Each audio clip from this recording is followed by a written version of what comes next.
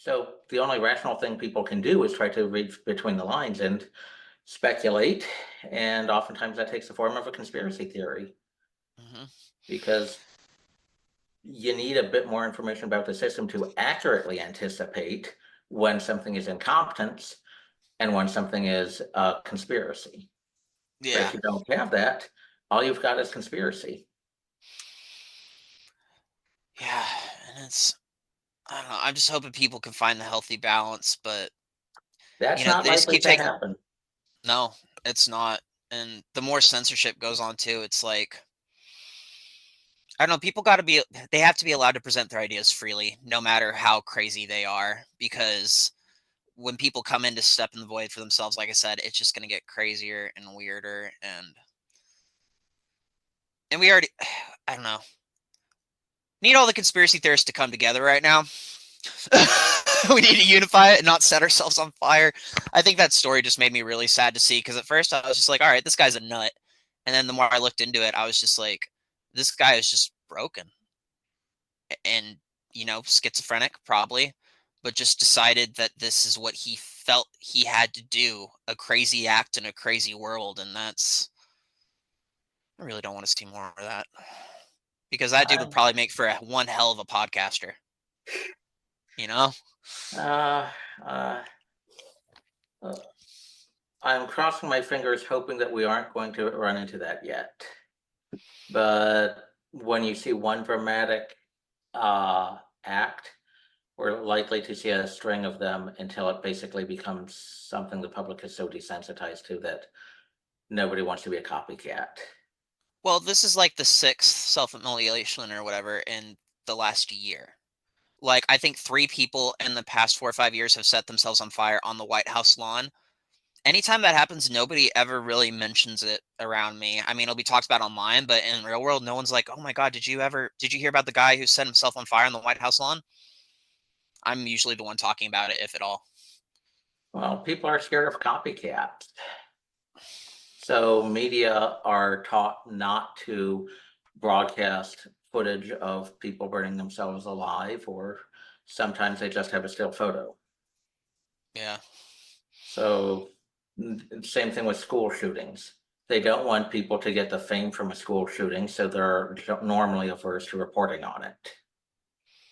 What made the Covenant school shooter so interesting was that it was clearly ideologically motivated.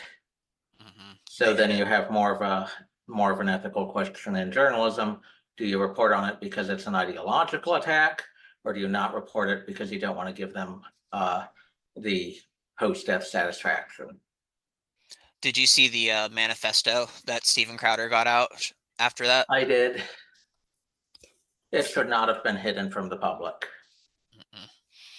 Like, people need to understand that's really how a lot of the most mentally unwell extreme people in the LGBT community, that's how they think. It really is. It's just a matter of acting on it. And that's not to generalize, but it's just to say there's a lot of people like that in the community, and people from the outside aren't helping by wanting to try and hide that. Like, the way you help communities is to expose their bullshit. Like, the LGBT community needs help addressing its pedophilia, its mental health crisis, its problem with racist and sexist, these people who hate all cis, straight, white, whatever. That's racism, that's sexism, that's judging somebody based on their sexuality. That's things that we should not be tolerating in this community whatsoever. But we have, to the extent where now that person went into, Covenant Church and gunned down everybody expecting a parade. Oh, and what did she fucking get? A parade, and everyone walking around with seven fingers in the air for the seven victims, one of them being the shooter, and giving speeches and signs and confetti. Like, she got what she knew was coming. And that's the thing, is now it's accepted to the point of, I'm going to be the Joker, I'm going to be your new hero, I'm going to be the one to finally do it, but not only do it, but give you permission to do it as well. Now you can all join me now that we're all capable of doing this. Look how many I got. How many can you get? That's what it's starting to be. And eventually those people are going to organize, and they're not going to be lone radicals. They're going to be groups and militias and factions. And because that's right there, what I'm seeing right now is an open market. I see thousands of disaffected American youth ripe for the taking. If you have the right club or organization and you come in, and I'm not talking like things like Sunrise Movement or Black Lives Matter or anything like that. I'm talking like some real jihadi shit. These kids are ready to go. All they have to do is be recruited. And I think that's what we're seeing on college campuses right now. I think that amongst the chaos, a lot of these kids are going to get recruited. I think you're right about the emotion, but I don't think that a lot of these kids have the mindset for the organization that it takes to be an effective force. More I for agree a with lot that. of individual chaos. I So agree with that. I'm just worried about the people that do. It's not to say that they're going to get high up right off the bat, but they're going to be used. And I'm just worrying about what's brewing behind the scenes right now. When I think of the state of America right now, I just think of armies gathering in various different ways all across the country, happening in the shadows, weapons being brought together, men and women being brought together, plans being brought together. I really feel like we're going to see a flashpoint. I I mean, would you and believe this is that just me, but you know, 5 years ago I was more worried about uh, right right wing radicalism and lone wolf terrorism? The growth in Antifa and of trans activism and the proliferation of jihadi ideology in the US, that's that dwarfs that as a threat. and to paint the perspective too, I live in a little more of a rural area, kind of suburb.